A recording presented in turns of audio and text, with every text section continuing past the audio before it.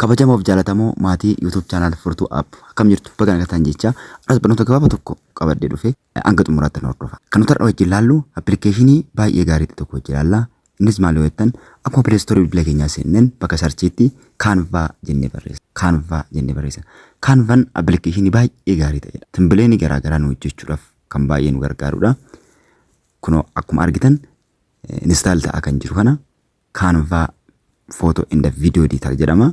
Appii baay'ee gaarii ta'edha. Baanarii garaa garaa ittiin hojjechuudhaaf akkasumas loogoo ittiin hojjechuudhaaf akkasumas tambileenii ittiin hojjechuudhaaf viidiyoos ittiin edit gochuudhaaf baay'ee kan nu gargaaru appii baay'ee gaarii ta'edha jechuudha. Appii baay'ee namatti toludha. Install goonee keessa isaa walumaan ilaalla jechuudha. Appichi appii baay'ee gaarii ta'edha. Namoonni hedduu kan itti fayyadamaa jiran appii baay'ee barbaachisaadha. Keessumaa yuutuubaroota keenyaaf appii baay'ee gaarii ta'edha jechuudha. Appiin har'a waliin ilaallu kuni akkamitti itti fayyadamna kan jedhu hanga xumuraatti nu hordofa. Open jennee gara keessaa seenna.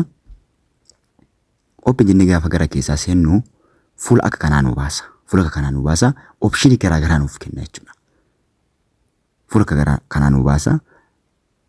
Baay'ee gaarii kan ta'edha. Kanadha wajjin ilaallu garuu gara jala isaatii dhufnee mallattoo hidhuu qaba. Mallattoo hidhuu sana kilik goonee sarfeesii kana nuuf fida jechuudha. Fuula kana nuuf fida. Fuula kanarra wantoota baay'eetu jira. Dokoo garaa garaa hojjechuudhaaf, mobaayil viidiyoo hojjechuudhaaf, yuutuubii tambileeni hojjechuudhaaf, yuutuub baanarii hojjechuudhaaf, viidiyoo editii gochuudhaaf bifa barbaanneen, poostarii garaa garaa hojjechuudhaaf, akkasumas wantoota hedduu hojjechuudhaaf kan gargaaru jechuudha. Wantoota garaa garaa hojjechuudhaaf kan nu gargaarudha. Appin kuni mee tambileenii wajjin ilaalla. Tambileenii irratti kilik gaafa goonu fuula kana nuuf fida. Kana keessaa nuti tokkosaa filanna. Fakkeenyaaf ani tokko filadheetanii wajjin ilaalla. Gaafa filannu filannoo garaa garaatu jira. Keessaa kan barbaanne filachuu dandeenya jechuudha. Kitira kan ta'an ofirraa qaba.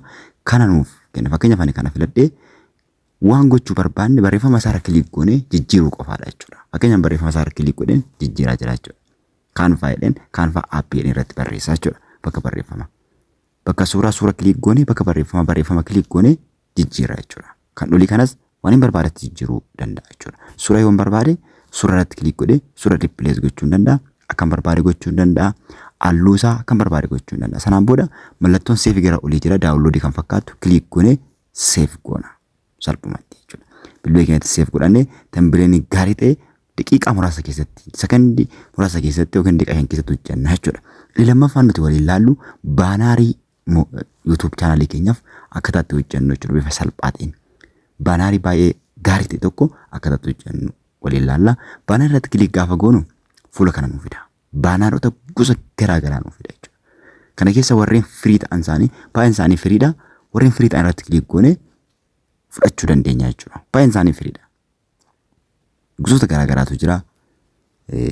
Yeroon keenya nuun gahu ta'u guutummaa isaatti sarchi goonee barbaanna ta'e baanaarota garaa garaa bilisaan jira. Hedduun isaanii bilisa baqa. YouTube chaanaalii keenya faana kan wal fakkaatu kan nutti tolu.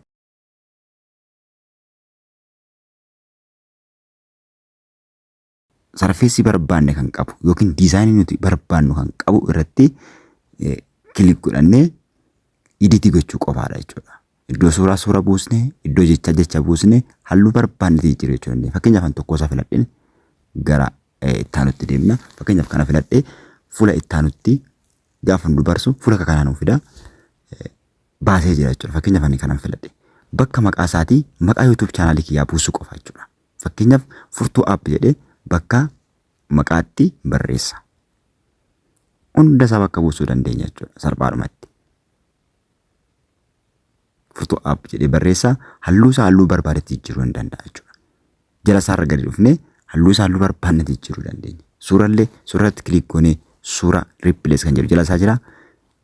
Replace gochuu dandeenya. Halluu akkasitti jijjiiruu dandeenya. Fakkeenyaaf suura YouTube chaanaalii kiyyaa fidee bakka buusee sin agarsiisa. Bakka salphumatti amma bakka buufadhee jira jechuudha.